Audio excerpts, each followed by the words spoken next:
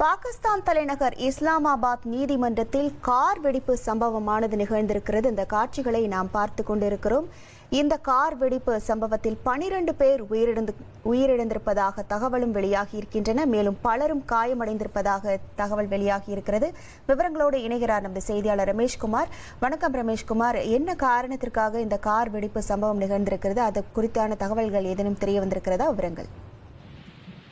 டெல்லியில் செங்கோட்டைக்கு அருகே நடைபெற்ற ஒரு கார் வெடிப்பு சம்பவம் இந்தியாவில் பரபரப்பை ஏற்படுத்தி இருக்கிறது என்றால், பாகிஸ்தானிலும் ஒரு கார் வெடிப்பு சம்பவம் நடைபெற்றிருக்கிறது. அங்கு இந்த கார் வெடிப்பு நடைபெற்று இருப்பது இஸ்லாமாபாத் மாவட்ட நீதிமன்ற வளாக பகுதியில் தான் இந்த கார் வெடிப்பு நடைபெற்றிருக்கிறது.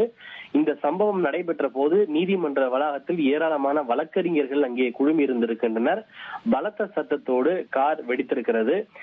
இதனால் அங்கு பலத்த சேதமும் கூட ஏற்பட்டிருக்கிறது. இதில் முதற்கட்டமாக 9 பேர் பலியானதாக தகவல் கிடைத்தது. அதன் பிறகு தற்போது 12ஆக உயர்ந்திருப்பதாக தற்போது தகவல் வெளியாகி இருக்கிறது. மேலும் 20க்கும் மேற்பட்டோர் இதில் காயம் அடைந்துள்ள நிலையில் அவர்கள் மருத்துவமனையிலே அனுமதிக்கப்பட்டிருக்கிறார்கள்.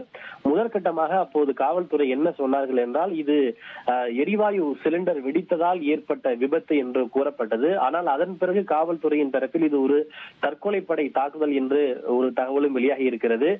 இப்படி தொடர்ந்து முன்னுக்கு பின் முரணான தகவல்கள் வெளியாகி கொண்டிருக்கின்றன. இருப்பினும் இது எதனால் இந்த வெடிப்பு ஏற்பட்டது என்பது குறித்த முழுமையான ஒரு தெளிவான தகவல்களை அதிகாரிகள் வழங்கவில்லை.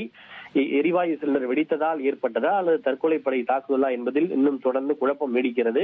இந்த சம்பவத்தால் நீதிமன்ற வளாக பகுதியில் ஒரு பெரும் பரபரப்பும் பதற்றமும் ஏற்பட்டது. காயமடைந்தவர்கள் உடனடியாக ஸ்ட்ரெச்சர் மூலமாக ஆம்புலன்ஸில் வைக்கப்பட்டு அவர்கள் மருத்துவமனையிலே அனுமதிக்கப்பட்டிருக்கிறார்கள். விவரங்களுக்கு நன்றி ரமேஷ்குமார். Download ShareChat.